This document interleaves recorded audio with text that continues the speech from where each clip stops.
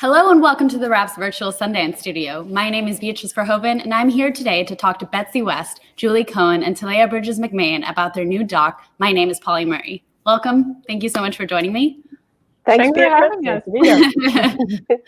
So, I kind of wanted to start off with Betsy and Julie. You both have made documentaries about powerful women in history, of course, RBG being, one of them. And RBG was influenced by your subject of your new documentary, Pauli Murray. After RBG, did you know that this would be your next project?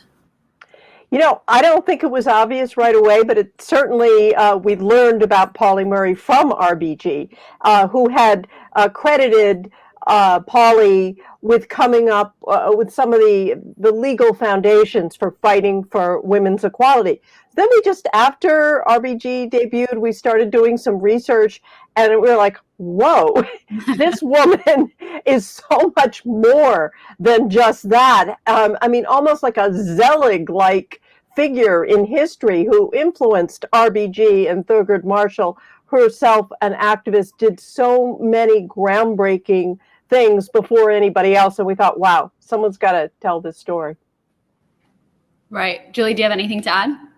It's Pauli is someone who played such a huge and yet under, and in some cases unrecognized role in so many areas, in the fight for racial equality, in the fight for women's equality, in spirituality, the first Black recognized as a woman to be named an Episcopal priest back in the 1970s, in writing and poetry, in activism, like every field.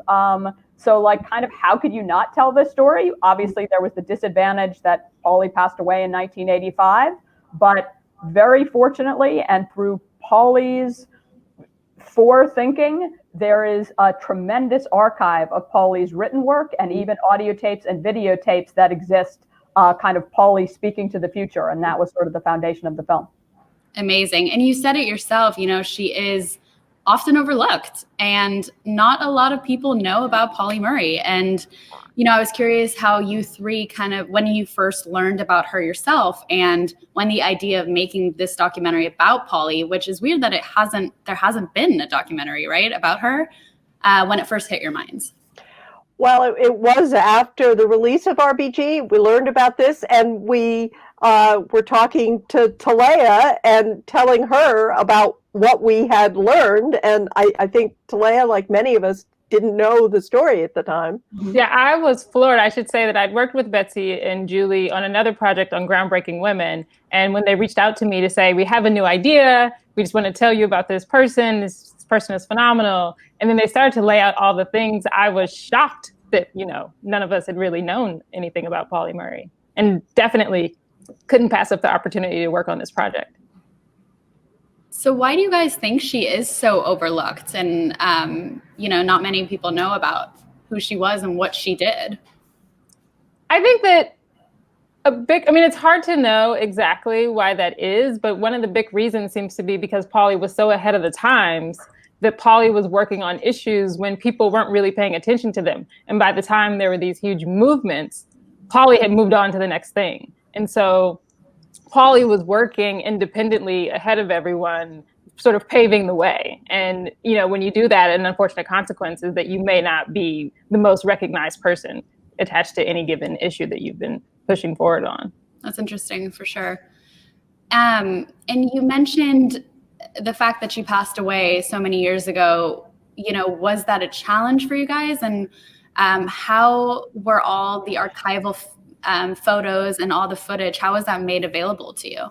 Well, there is an archive in the Schlesinger Library at Harvard it's a women's history library, and Pauli had made a decision while still alive to take, to have Pauli's grandniece bring boxes and boxes, 141 boxes to be exact, worth of Pauli's papers to that library, but also some crates of audio tape. There was even a videotape in there. And then there's another interesting element that made it possible to tell this story, which is that Pauli went to a fair amount of, was sort of a mentor figure later in life to all kinds of younger people. So fortunately, even though if Pauli were alive today, Pauli would be 110 years old. There were lots of people in their 80s who had real close relationships with Pauli, including prominent people like Congresswoman Eleanor Holmes Norton, who had known Pauli Murray from law school, who were able to be interviewed for our project and could really bring that firsthand sense of who this person was.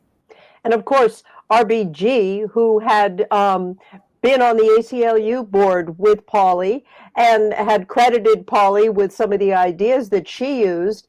And, RBG talked about how she stood on Pauli's shoulders, how Pauli's ideas in the 1960s helped set the agenda for her. So it just seemed like, wow, more people need to know about this person.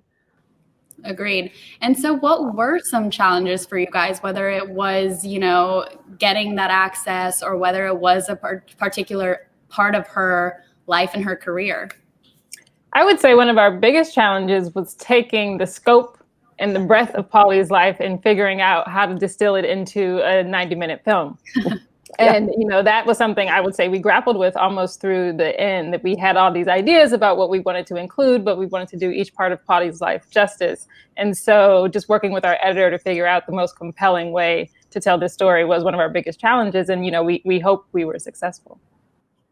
So you could have made it like a 3-hour documentary about Pauli. Yes. Pauli Murray could be a series.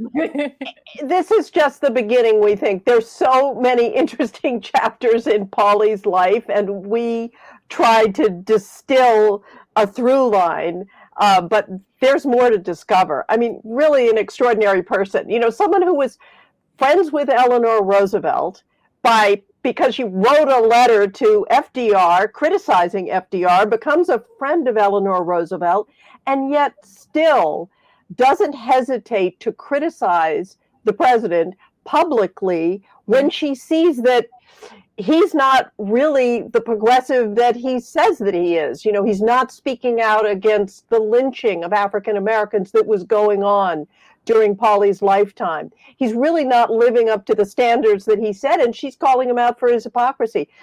Really just extraordinary person. Well, that's probably why it's even more shocking that there hasn't been a documentary and that so little people know about her, right? Because she was such a trailblazer in so many different aspects of, for the LGBTQ community, for the African American community, in politics and so many different issues. It just seems like such a, what's the word? Sad, I guess, that not many people are aware that this powerful and wonderful woman existed. Well, I think there's also something to be upbeat about, which is that the story is really starting, not just through our film, but for a variety of reasons over the past 3 or 4 years, Pauli's story is really coming to the fore. Pauli's own autobiography and book of a collection of poetry have been reissued. There have been 2 major biographies about Pauli.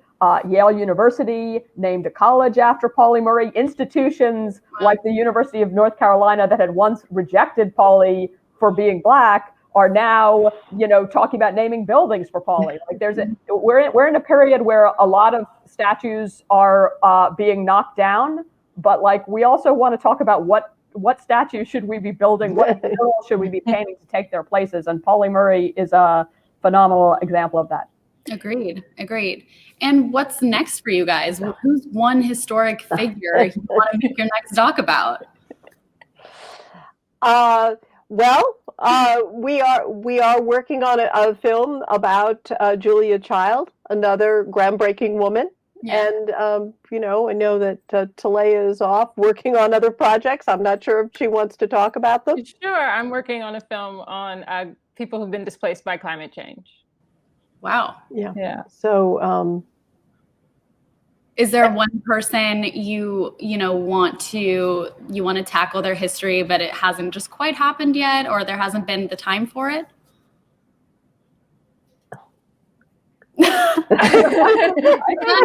think things that we want to do, we're pursuing, or who knows? We might secretly be working on them and not be ready to.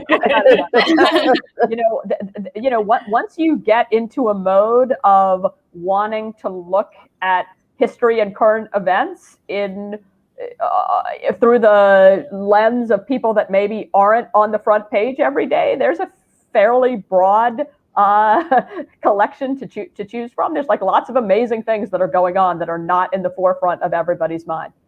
It's interesting to me that all the documentaries that you guys make are just happen to be very timely. You know, RBG came out at the perfect time. Now this movie, given everything that happened this year, it just seems right on the nose.